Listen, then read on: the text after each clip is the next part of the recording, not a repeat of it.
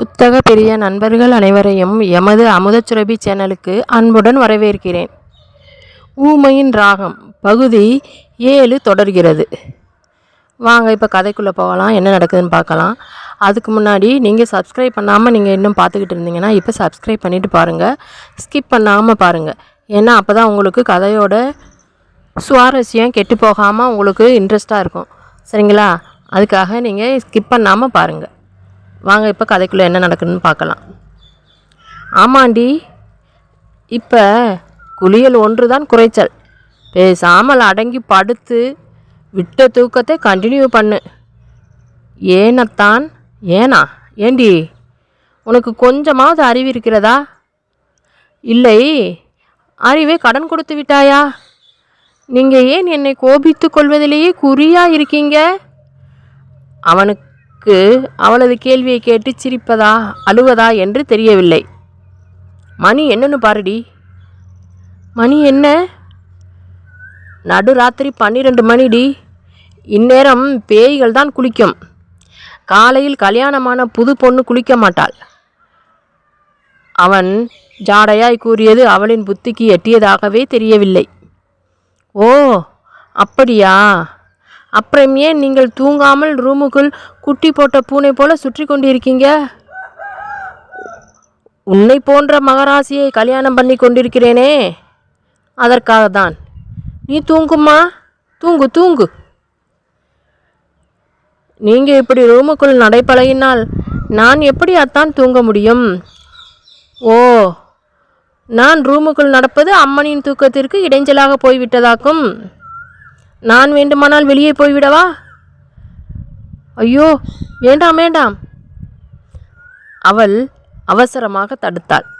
அவன் ஆசையுடன் நின்றான். ஆஹா, தடுக்கிறாள். புத்தியில் இது முதலிரவு என்று உரைத்து விட்டது போல. ஏண்டி வேண்டாங்கிற?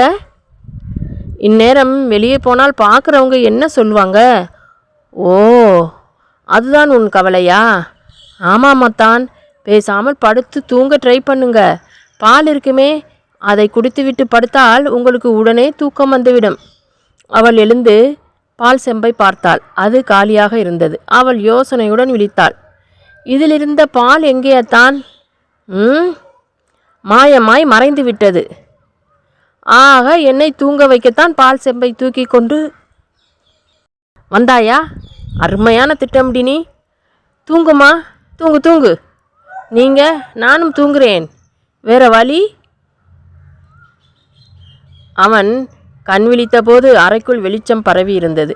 அருகில் பார்த்தான். உமா இல்லை. எழுந்து போய் விட்டாளா? அவனும் எழுந்து அறையை விட்டு வெளியே வந்தான். எதிரே மாடிப்படிகளில் தலை குளித்து ஈரத்தலையை துண்டினால் இறுக்கி கட்டி கையில் காப்பி கோப்பையோடு வந்து கொண்டிருந்தாள் உமா. எப்படித்தான் இவளால் இப்படி இயல்பாய் இருக்க முடிகிறதோ என்று ஆச்சரியப்பட்டவனாய் மீண்டும் அறைக்குள் போய்விட்டான் சிவா. இந்தாங்க காஃபி, அவனிடம் நீட்டினாள் உமா. வாங்கி பருகியபடி அவளை பார்வையிட்டான் சிவா.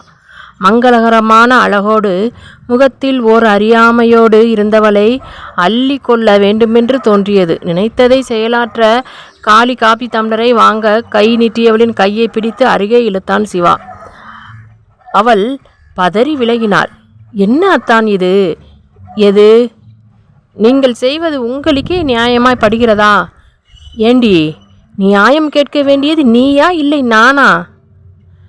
இப்படி பட்ட பகலில் கையை பிடித்து இழுக்கலாமா? அட, அப்படியா?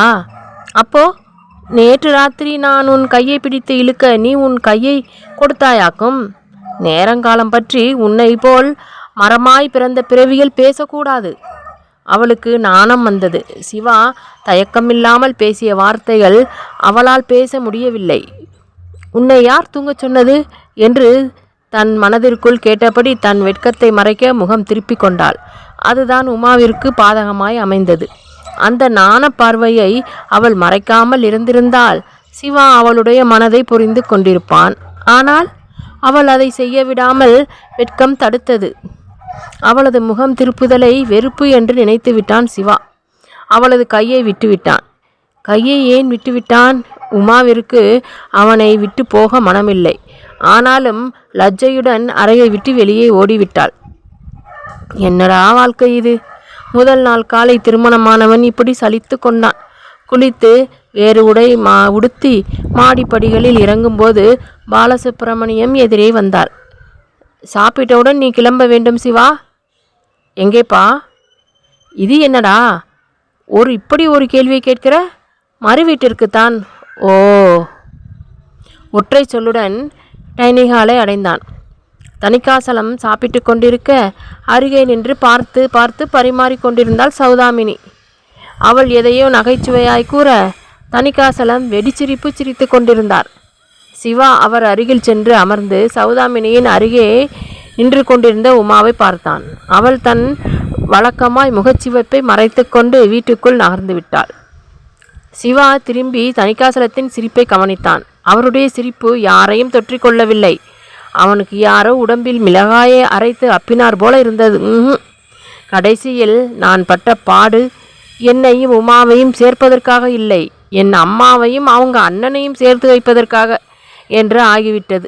உமா பாத்திரத்தை எடுத்து கொண்டு வர சௌதாமினி புன்னகையுடன் மருமகளை பார்த்து, நீயே சிவாவுக்கு பரிமாறுமா என்றாள். உமாவின் கரங்கள் நடுங்க ஆரம்பித்து விட்டன. தணிகாசலத்தின் எதிரில் சிவாவுக்கு அவள் பரிமாறுவதா?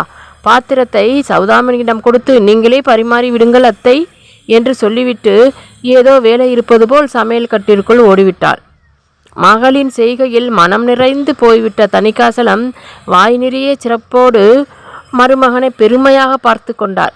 என்ன பார்வை வேண்டி கிடக்கு? உங்கள் மகள் என்னை திரும்பி பார்க்க மாட்டேன் என்கிறாள்.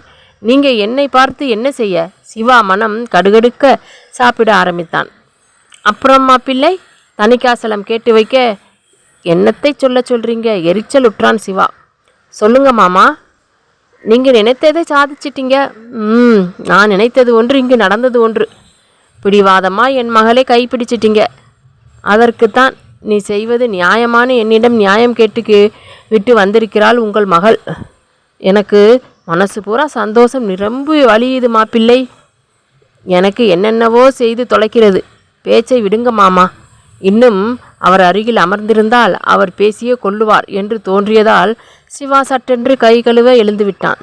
என்ன மாப்பிள்ளை இப்படி குருவி குறிப்பது போல் குறிக்கிறீங்க? உங்கள் மகளுடன் நான் ஃபர்ஸ்ட் நைட் கொண்டாடிய லட்சணத்திற்கு இவ்வளவுதான் சாப்பிட முடியும். சிவா மரியாதையின் நிமித்தம் ஒரு சிரிப்பை உதிர்த்துவிட்டு அங்கிருந்து நகர்ந்து விட்டான். அவன் கை கழுவி முடிக்கவும் சௌதாமினி அவன் கை துடைக்க துண்டை கொண்டு வந்து தந்தாள். அதை அவனிடம் கொடுக்க சொல்லி சௌதாமினியிடம் கொடுத்துவிட்ட உமா அவளின் தோளுக்கு பின்னாலிருந்து எட்டி பார்த்தாள். ஏன் இதை அவள் கொடுக்க மாட்டாளா? அவன் பார்வையால் அவளை எரித்தான். வெட்கத்துடன் அவனை பார்த்து கொண்டிருந்த உமா துணுக்குற்றாள். ஏன் அத்தான் இப்படி வெறுப்பாக என்னை பார்க்கிறார்? அவருக்கு என்னை பிடிக்கவில்லையா? அவள் மனம் குழம்பி தவித்தது. அவள் சமையலறைக்குள் போய்விட அவள் பின்னாலேயே வந்தாள் சௌதாமினி. என்ன உமா, நீ சாப்பிடவில்லையா? சாப்பிடவா என்று அழைத்தாள். அத்தை. என்னம்மா, அவருடன் வேலை பார்க்கும் பெண்களில் யாரும் நம் அத்தானை கல்யாணம் செய்து கொள்ள ஆசைப்படவில்லையா? இவன் அடிக்கும் லூட்டிக்கு ஆசைப்படாமல் எப்படி இருப்பார்கள்? அது நிறைய பேர் ஆசைப்பட்டார்கள். ஆனால் இவன்தான் பிடி கொடுக்க மாட்டேன்னு சொல்லிட்டான். ஏன் அவர்களில் யாரையும் அத்தானுக்கு பிடிக்கவில்லையா? அப்படி இல்லை உமா, எல்லா பெண்களும் நன்றாக படித்தவர்கள், கை நிறைய நம் சிவாவிற்கு சமமாக சம்பளம் வாங்குபவர்கள், நம் குடும்பங்களை விட வசதி அதிகமான குடும்ப பின்புலம் வாய்ந்தவர்கள். ஆனால் சிவாதான் மறுத்துவிட்டான். ஏன்? உனக்காகத்தான் என்று சௌதாமினி ஒரு வார்த்தை சொல்லியிருந்தால் உமாவின் மனத்தை அரிக்க ஆரம்பித்திருந்த கவலை நீங்கி இருக்கும். ஆனால் சௌதாமினி அதை செய்யவில்லை. மாறாக அண்ணனின் உறவு திரும்பவும் கிடைத்துவிட்ட நிறைவில், ஏன்னா எனக்கு என் அண்ணனின் சொந்தத்தை மீட்டு கொடுக்கணும்னு என் பிள்ளை நினைத்தான். அவன் நினைத்ததை செய்தே விட்டான் என்று பெருமையுடன் கூறிக்கொண்டே மருமகளின் தலையை வருடினாள். மனம் கொந்தளிக்க கண்களை மூடி மாமியாரின் தோளில் தலை சாய்ந்து கொண்டாள் உமா. சற்று நேரத்தில் மறுவீடு கிளம்பிய புதுமண தம்பதி இருவரின் மனதிலும் புயல் அடித்து கொண்டிருந்தது. மனைவியை பார்த்த சிவாவின் விழிகளில் மையல் இல்லை. குடும்ப பகை மறைவதற்காக என்னை நீ கல்யாணம் செய்து கொண்டிருக்கிறாய். கணவன் பார்க்காத போது அவனை பார்த்த உமா மனம் கலங்கினாள். ஆக அத்தையும் அப்பாவும் ஒன்று சேர்வதற்காக என்னை நீங்கள் கல்யாணம் செய்து கொண்டிருக்கிறீங்க. இரு மனங்கள் ஒன்றாய் இணைவதுதான் திருமணம். இங்கே உமாவின் மனதில் சிவா மட்டும் இருந்தான். அவன் மேல் உயிரையே வைத்திருந்தாள் அவள். சிவாவின் மனதிலும் உமாவே நிறைந்திருந்தாள். அவளுக்காக எதையும் செய்ய தயாராக இருந்தான் அவன். ஆனால் உமாவின் வாய் திறந்து மனதில் இருப்பதை வெளியே கொட்டத் தெரியாத ஊமை சுபாவம் அவளின் காதலை வாய்விட்டு சிவாவிடம் சொல்ல முடியாமல் தடுக்க அவள் தன் காதலை மூடி மறைத்து மனதிற்குள்ளேயே வைத்து கொண்டாள். காதலித்தவளின் இந்த சுபாவத்தை முழுமையாக புரிந்து கொள்ளாமல் கோபத்தை வெளியில் கொட்டிய சிவாவின் கொதிப்பை கண்ட உமா அவன் மனதில் தான் இல்லை என்ற முடிவுக்கு வந்துவிட்டாள். திருமணத்திற்கு முன்பு மற்றவர்கள் பார்த்து விடுவார்களோ என்று அஞ்சி விலகி போன உமாவின் சுபாவத்தை இன்று தவறாக பொருள் கொண்டு விட்டான் சிவா. அவள் மனதில் நான் இல்லை, பிடிக்காமல் தான் அவன் விலகி போயிருக்கிறாள் என்ற முடிவுக்கு வந்துவிட்டான். மொத்தத்தில் ஒருவரையொருவர் காதலித்து மறைத்த அந்த இரு மனங்களும் திருமணத்தில் ஒன்றுபடாமல் வேறுபட்டு நின்றன.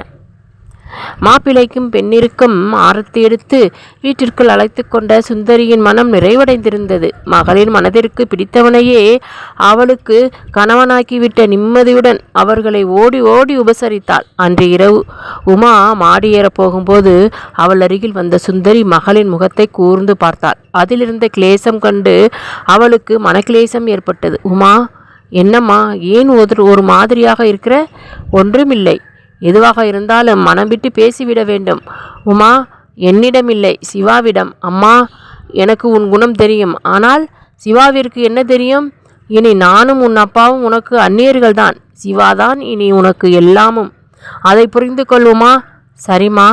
உமா மௌனமாக மாடியேறினாள். சிவா அவளுக்கு முதுகு காட்டி படுத்திருந்தான். அவனது புறக்கணிப்பு தெளிவாய் தெரிய அவள் தயங்கி நின்றாள். பின் கதவை தாளிட்டாள். அத்தான், பால் அம்மா கொடுத்து விட்டாங்க. நேற்று உன் அத்தை கொடுத்து விட்டாங்க. இன்றைக்கு உன் அம்மா கொடுத்து விட்டாங்களா? ஏன் உனக்கு தானாய் எனக்கு பால் எடுத்து வர வேண்டுமென்று தோன்றவே தோன்றாதா? அத்தான், எனக்கு வேண்டாம், நீயே குடி. உமாவிற்கு துக்கம் தொண்டையே அடைத்தது. அவனது உதாசீனமான பேச்சை கேட்டு உள்ளம் துடித்தாள் அவள். பிடிக்காத பெண்டாட்டி, வேறு எப்படி பேசுவான்? அவள் கண் கலங்கினாள். அவளிடமிருந்து பதில் வராததால் அவன் திரும்பி படுத்து அவளை பார்த்தான். ஏண்டி, கண்ணில் என்ன டேமா வச்சிருக்கிற? சரக்கென்றால் அது எப்படிடி பொல பொலன்னு அழுது தொலைக்கிற? நான் அழுவது அவனுக்கு பிடிக்கவில்லை என்ற எண்ணத்தில் உமா முகத்தை திருப்பி கொண்டாள். அழுகிறாளே, அப்போதாவது நான் அவள் கண்ணீர் துடைக்க வேண்டும் என்று அவள் எதிர்பார்க்கிறாளா? இப்போதும் கூட நான் யாரோ ஒருவன் போல என்னிடமிருந்து முகம் திருப்பிக் கொள்கிறாளே. அவனுக்குள் சினம் உண்டது. ஏய், அழுவதா இருந்தால் வெளியில் போய் ஆசை தர அழுது முடித்துவிட்டு உள்ளே வா, அழுமூஞ்சி. உமா அவசரமாய் தன் கண்களை துடைத்து கொண்டு கணவனிடம் பால் டம்ளரை நீட்டினாள். எனக்கு வேண்டாம் என்று சொன்னேன் இல்லையா? நான் கூடத்தான் உனக்கு வேண்டாம். அதற்காக என்னை வேண்டாம் என்று தள்ளி வைத்து விடுவாயா? தன் மனதிற்குள் கேட்டுக்கொண்டே அவனை ஒரு முடிவோடு பார்த்தாள் உமா. என்னடி பார்க்கிற? உங்களுக்கென்று கொடுத்து விட்டதை நீங்கள் குடித்துதானே ஆக வேண்டும். அத்தான், நீங்கள் வேண்டாம் என்று மறுத்தால் அதற்கு என்ன வழி? கீழே ஊற்றிவிட மாட்டார்களா? ஏன் நீ குடிக்க வேண்டியதுதானே? தன் வார்த்தைகளில் இருந்த மறைபொருளை அவன் உணர்ந்து கொள்ள மறுக்கிறானே என்று இருந்தது உமாவிற்கு. இல்லையத்தான், நீங்கள் தான் குடிக்க வேண்டும். பிடிவாதமா? இல்லை, இது என் தரப்பு வாதம். வாயை திறக்காதவள் இவ்வளவு பேசியது சிவாவிற்கு ஆச்சரியத்தை தந்தது. இவள் கூட இவ்வளவு பேசுவாளா? அவன் எழுந்து உட்கார்ந்து மடியில் ஒரு தலையணையை வைத்து கொண்டான். அதில் கையை ஊன்றிக்கொண்டு அவளை பார்த்தான். குடிங்கத்தான். அவள் நீட்டிய பாலை வாங்கி அறிந்து கொண்டே அவளை பார்த்தான் சிவா. அவள் தலையை குனிந்து கொண்டாள். அவனது பார்வை தன் மனதில் உள்ளதை செயலாற்றி விடலாம் என்ற நம்பிக்கை உமாவிற்கு கொடுத்தது. மெலிதான சிந்தடிக் போன்ற பிரிண்டட் வேலை செய்த பட்டுச்சேலை ஒன்றை கட்டியிருந்தாள் உமா. அது அவளது மேனியில் நிற்காமல் நழுவியது. கண்களில் அளவாய் அழகாய் வெளியே தெரியாத வகையில் மயில் தீட்டியிருந்தாள். நெற்றியில் வட்ட வடிவமான அரக்கு நிற மல்லிகைப்பூவின் மனம் அந்த அறையெங்கும் நிறைந்து பரவியது. சிவாவின் மனம் மயங்கியது. பாதிப்பாலை மீதம் வைத்து அவளது மனதை அறிந்து கொள்ளும் நோக்கத்துடன் அவளிடம் நீட்டினான். எனக்கு இவ்வளவு போதும். பதில் பேசாமல் வாங்கி கொண்டவள் மீதப்பாலை குடித்தாள். சிவா ஆச்சரியத்துடன் இமைக்க மறந்து அவளை பார்த்தான். அப்படியானால் இன்றைக்கு இவள் என்னை ஏமாற்ற மாட்டாள். அவளையே அவன் பார்த்த பார்வையில் தாபம் இருந்தது, அலைப்பு இருந்தது. லேசாக வெளியுயர்த்தி அவனை பார்த்தாள் உமா. அவளது மேனி சிலிர்த்தது. அவனது அழைப்பு அவளுக்கு புரிந்து போனது. உமா, பேசு உமா. என்ன பேச? எதையாவது பேசு. எதையாவது என்றால் எதையாவது பேசு. இல்லை, பாடு. பேசுவதை விட பாடுவது எளிதான வழியாக தோன்றியது உமாவிற்கு. மெல்லிய குரலில் பாட ஆரம்பித்தாள் அவள். உன்னிடத்தில் என்னை கொடுத்தேன், உன்னை உள்ளமெங்கும் மல்லி தெளித்தேன், உறவினில் விளையாடி வரும் கனவுகள் பல கோடி. சிவா கிளர்ச்சியடைந்தான். அவள் கைகளை பற்றினான். அவள் விரல்கள் நடுங்குவதை உணர்ந்தான். மெல்ல அவள் விரல் நீவி பயத்தை போக்க முயன்றான். அவள் நடுங்கினாலும் தன் கரத்தை உருவி கொள்ளவில்லை. அவன் முன்னேறினான். அவளை தன் அருகில் இழுத்தான். பூமாலையாய் அவன் மேல் விழுந்தாள் உமா. அவனது கரங்கள் அவளை சுற்றி வளைத்து கொண்டன. தாகத்துடன் அவளது இதழ் தேடி குனிந்தான் அவன். அவள் அவன் மார்பில் முகம் புதைத்து தலை தூக்க மறுத்தாள். ஏண்டி? அவன் வேட்கையுடன் அவளது காதோரம் முணுமுணுத்தான். விளக்கத்தான். அவன் வெட்கத்துடன் அவன் மார்பில் இன்னும் ஒன்றிக்கொண்டாள். இவ்வளவுதானா? அவன் மன நிம்மதியுடன் விளக்கை அணைத்தான். ஏசியில் மெல்லிய வெளிச்சத்தில் அவள் கோட்டோவியம் போல் வரிவடிவமாய் தெரிய அவன் அவளை ஆவலுடன் நெருங்கினான். உமா தன் நாணத்திற்கு அன்று விடுதலை கொடுத்தாள். சிவாவின் மனைவியாக முழுமையாய் அவனுடன் கலந்து விட்டாள். காலையில் கண் விழித்த போது சிவாவிற்குள் ஆனந்த அயர்வு இருந்தது. அவனது கை அருகில் உமாவை தேடியது. அதிசயமாய் அவள் தட்டுப்பட்டாள். இவள் இன்னும் எழுந்து கொள்ளவில்லையா? ஆச்சரியத்துடன் அவள் மேல் கை போட்டு நெருங்கி படுத்து அவளது முகம் பார்த்தான். அவள் அயர்ந்து தூங்கிக் கொண்டிருந்தாள். முதல் நாள் இரவின் நினைவில் அவளது முகம் பார்த்தவனின் மனதில் இனிமை நிலவியது. அவள் அவனது விருப்பத்திற்கு இசைந்து கொடுத்தது அவன் மனதில் நிழல் படமாய் ஓடியது. மையலுடன் அவளது நெற்றியில் மெலிதாக முத்தமிட்டான். அவளிடம் லேசாக அசைவு தோன்றியது. அத்தான் என்று தூக்க கலக்கத்தில் முணுமுணுத்தாள். தூங்குகிறாள், எழுப்ப வேண்டாம் என்ற நினைவில் அவன் அவளது தூக்கத்திற்கு இடையூறு விளைவிக்காமல் விலகி படுத்து கொண்டு அவளையே பார்த்தான். களங்கமில்லாத அவள் முகம் தூக்கத்தில் மலர்ந்திருந்தது. அழகான மலர் ஒன்று இதழ் விரித்து அழைப்பதை போல் இருக்க தன்னை கட்டுப்படுத்தி கொள்ள முடியாமல் ஆசையுடன் அவளை மீண்டும் நெருங்கி முத்தமிட போனான் அவன். அந்த நேரம் பார்த்து அரைக்கதவு தட்டப்பட விழித்து எழுந்த உமா வெகு அருகாமையாய் தெரிந்த சிவாவின் முகத்தை பார்த்ததும் மலர்ந்து சிரித்தாள். அந்த சிரிப்பில் குதூகலம் கொண்டவனாய் அவள் மேல் முகம் புதைத்து இறுக கட்டிக்கொண்டு முத்தமிட்டான் சிவா. அறையின் வெளிச்சத்தை அப்போதுதான் கவனித்த உமா அவசரமாக அவனின் கரத்தை விலக்கி இழுந்தாள். ஏண்டி, விடுந்து விட்டதத்தான், விடியட்டுமே.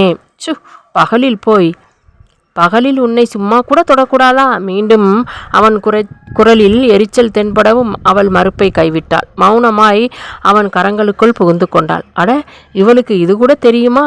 அவளின் அருகாமையை கண்டு மனதிற்குள் அதிசயப்பட்டு கொண்டே அவன் அவளது கன்னத்தில் முத்தமிட்டான். அரைக்கதவு மீண்டும் தட்டப்பட இப்போது உமா அவனிடமிருந்து முற்றிலும் விலகி அரைக்கதவின் அருகே ஓடினாள். கதவை திறந்தாள். சுந்தரி காபி கோப்பைகளுடன் நின்றிருந்தாள்.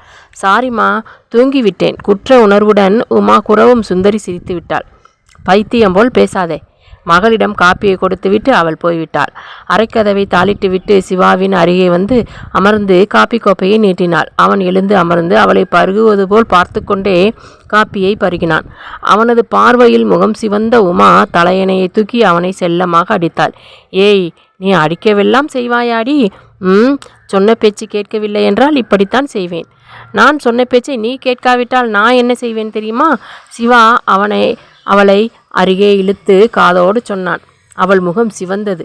அவன் மார்பில் கை வைத்து தள்ளிவிட்டாள். அவன் சிரித்துக்கொண்டே அவளது கைப்பிடித்து இழுக்க முனைய அவள் அவனது கைகளுக்குள் அகப்படாமல் விலகி ஓடி குளியலறைக்குள் புகுந்து கொண்டாள். சற்று நேரத்தில் அவள் உடைமாற்றி கீழே சென்றுவிட சிவா எழுந்து கொள்ள மனமில்லாமல் எழுந்து குளிக்கப் போனான். அன்று மாலை அவளை அஷ்டலட்சுமி கோவிலுக்கு அழைத்து கொண்டு போனான். வெளியே போய் வரலாம் என்று அவன் அழைத்ததும் அவன் எங்கே அழைத்துச் செல்கிறான் என்று கூட தெரியாமல் கூட வந்த உமா கோவிலை கண்டதும் சந்தோஷப்பட்டாள்.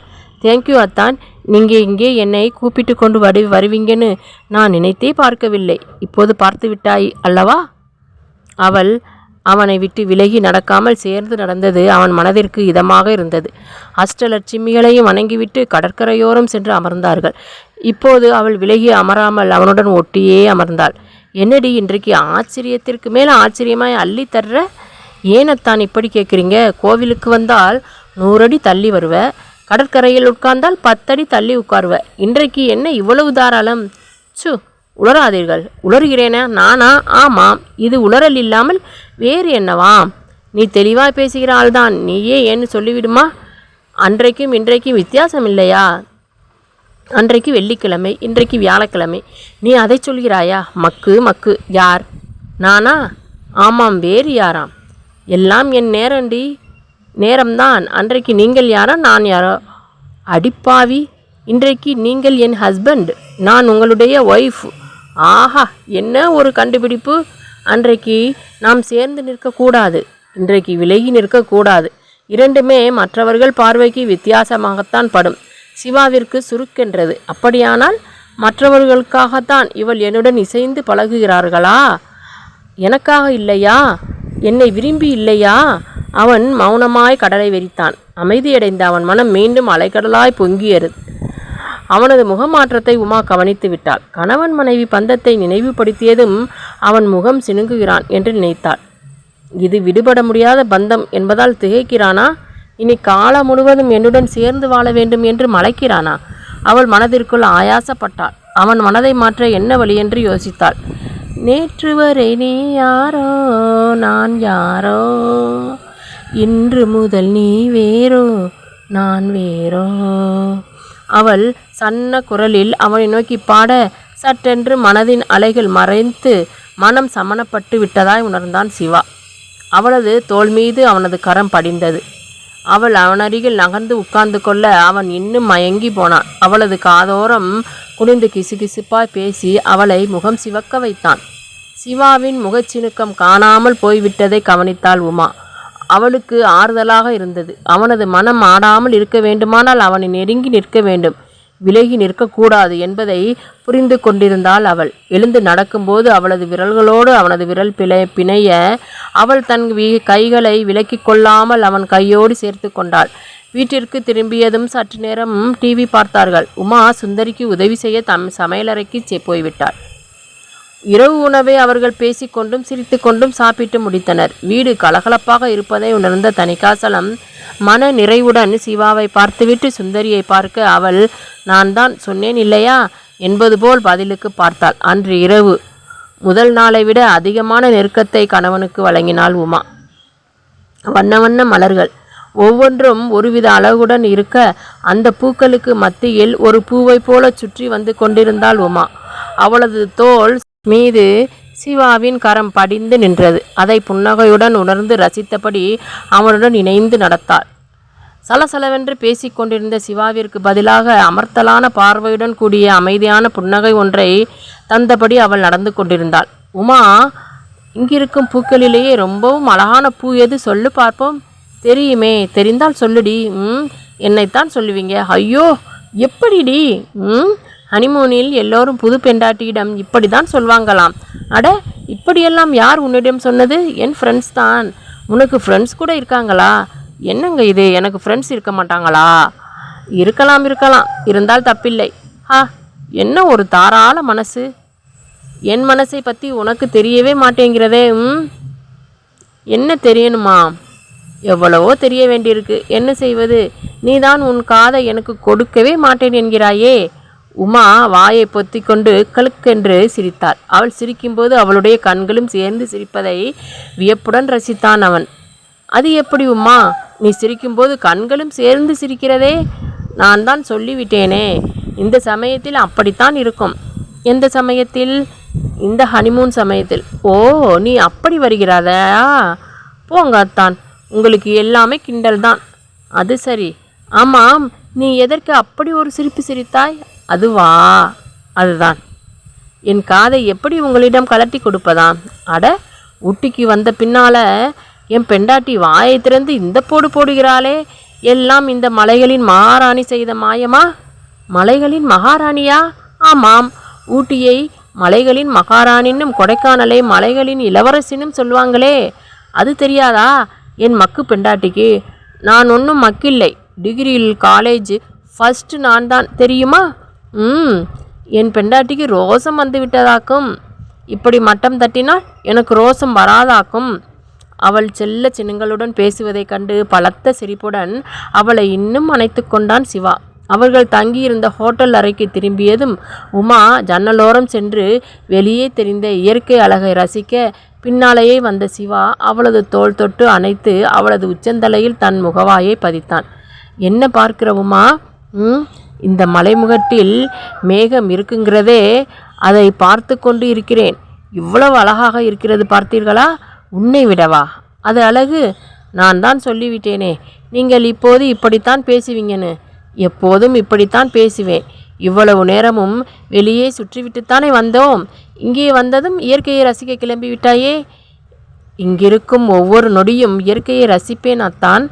இந்த மாசு மறிவில்லாத அழகும் சுத்தமான காற்றும் நம் சென்னையில் கிடைத்து விடுமா? நீ வேற. ஊட்டியும் கொடைக்கானலும் தன் ஒரிஜினல் அழகை கொஞ்சம் கொஞ்சமாக இழந்து கொண்டு வருகின்றன. போட்டி போட்டுக்கொண்டு இங்கே கட்டடங்கள் கட்டப்பட்டு கொண்டிருக்கின்றன. பிஸ்னஸ்னு வந்துவிட்டால் இயற்கை அழகை பற்றி யார் கவலைப்பட போகிறாங்க? அவன் பேசுவதை கவனமாய் கேட்டுக்கொண்டிருந்தவளின் கன்னத்தில் சிறு முத்தம் பதித்தான் அவன். அவள் அவன் மார்பில் முகம் புதைத்து கொண்டாள். சூரியன் மேற்கில் இறங்கி கொண்டிருக்கிறது. அந்திவானின் பொன்னிற கதிர்கள் தண்ணீரின் மேல் விழுந்து பளபளத்தன. அந்த ஏரியில் ஆங்காங்கே மிதந்து கொண்டிருந்த படகுகள் பார்ப்பதற்கு ஓவியம் போல இருந்தன. உமா பின்னலை முன்னால் விட்டுக்கொண்டு சிவாவின் எதிரே அமர்ந்திருக்க, சிவா படகை துடுப்பை போட்டு செலுத்தி கொண்டிருந்தான். உமா கையால் தண்ணீரை தொட்டு அளந்து கொண்டிருந்தாள். அவளது குதூகலம் சிரிப்பாக வெளிப்பட்டு கொண்டிருந்தது. ஏன் உமா, எனக்கொரு சந்தேகம். அதை போய் என்னிடம் கேட்கிறீங்களே? உன்னிடம் கேட்டால் என்ன? நீங்கள் தான் வாயை திறந்தாலே என்னை மக்குன்னு சொல்கிறீங்களே. மக்கிடம் போய் யாராவது சந்தேகம் கேட்பாங்களா? சமயம் பார்த்து போட்டு தாக்குற. நீ யாரு? உங்கள் பொண்டாட்டி. உண்மையை சொன்னதற்கு இவ்வளவு சந்தோஷமா? சொல்வது என் பேசா மடந்தை பெண்டாட்டி ஆயிற்றே. இப்படியே எனக்கு பெயர் வையுங்கள். ஆமாம், எதுவோ சந்தேகம் கேட்டீங்களே, அதுவா? அது ஏன் உமா, ஹனிமூன்னு சொன்னாலே இப்படி கொடைக்கானல், ஊட்டி, டார்ஜிலிங், சிம்லான்னு கிளம்பி வர்றாங்க? உமாவிற்கு மெலிதான வெட்கம் வந்துவிட்டது. அவளது முகச்சிரிப்பை ரசித்து கொண்டிருந்தவனின் கண்கள் கள்ளச்சிரிப்பை சிரித்தன. என்னை கேட்டால் எனக்கு என்ன தெரியுமா? உனக்கு உண்மையிலேயே தெரியாதா? பொய்யாகவும் தெரியாது. எனக்கு தெரியும். நான் சொல்லவா? வேண்டாம். இல்லை, சொல்வேன். நான் காதை பொத்திக் கொள்வேன். இங்கே துடுப்பை போட்டுவிட்டு நான் கிட்ட வர மாட்டேங்கிற தைரியம் தானே? ஆமான்னு வைத்து கொள்ளுங்களேன். ரூமிற்கு வா, பேசிக்கொள்கிறேன். இப்போதே காதோரம் அவனது மீசை குறுகுறுக்கும் உணர்வில் ரகசியமாய் சிலிர்த்து கொண்டாள் உமா. அவனது பார்வை அதை கண்டு கொண்டதை உணர்ந்தவள் மனதை மறைக்க வாய்க்குள் ஏதோ பாடலை ஹம் செய்தாள். உன் மனதுக்கு மட்டும் நீ பாடும் பாடல் கேட்டால் போதுமா உமா?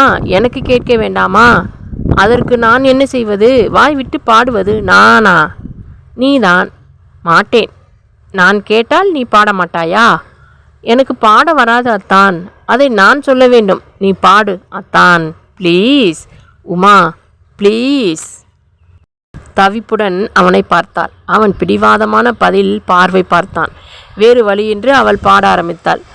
உன்னை ஒன்று கேட்பேன், உண்மை சொல்ல வேண்டும். என்னை பாடச் சொன்னால் என்ன பாடத் தோன்றும்? சிவாவிற்கு அவளது புத்திசாலித்தனம் கண்டு ஆச்சரியம் வந்தது. அவன் பார்க்க கண்முன் வளர்ந்தவள் அவள். சிவாவின் முன்னால் வாயை திறக்கவே பயப்படுவாள். இப்படி பாட்டிலேயே கேள்வி கேட்கிறாள். நிலவில்லா வானம், நீரில்லா மேகம், பேசாத பெண்மை, பாடாது உண்மை, கண்ணை மெல்ல மூடும், தன்னை எண்ணி வாடும், பெண்ணை பாடச் சொன்னால் என்ன பாடத் தோன்றும்? அவளுடைய சுபாவத்தை அவன் முன் பிட்டு வைத்தாள் அவள். அவளது குரலினிமையில் கவரப்பட்டவன் அந்த பாடலின் இசையில் மயங்கினான். பாடல் சொல்லிய செய்தியை கேட்க தவறினான். தேனிலவின் போது அவர்கள் ஊட்டியில் தங்கியிருந்த அந்த 15 நாள்களும் ஒருவரையொருவர் புரிந்து கொள்ள நிறைய நேரமும் தருணமும் இருந்தது. ஆனால் அவர்கள் அதை பயன்படுத்தி கொள்ள தவறிவிட்டனர். புதிரான அவள் சுபாவத்தை விட்டு கூட்டுக்குள் இருந்து வெளிவந்த நத்தையாய் உமா இருந்தபோதே சிவா அவளை முழுமையாக புரிந்து கொண்டிருக்க வேண்டும். தவறிவிட்டான். சிவாவின் மனதில் இருப்பதை புரிந்து கொள்ள முயற்சிக்க வேண்டும் என்ற எண்ணமே இல்லாமல் உமாவும் அந்த சந்தர்ப்பத்தை கோட்டை விட்டு விட்டாள். கணவனின் கோபத்தை தணிக்க தன் அருகாமையை தர வேண்டும் என்பதை மட்டுமே புரிந்து வைத்திருந்தவளுக்கு உடல் சார்ந்த உணர்வுகளை விட மனம் சார்ந்த உணர்வுகளே காலம் காலமாய் நிலைத்து நிற்கும் என்று புரியாமல் போய்விட்டது. அவர்கள் தேனிலவு காலத்தில் மிக சந்தோஷமாகவே இருந்தனர். ஒருவரையொருவர் ரசித்தனர், நேசித்தனர்.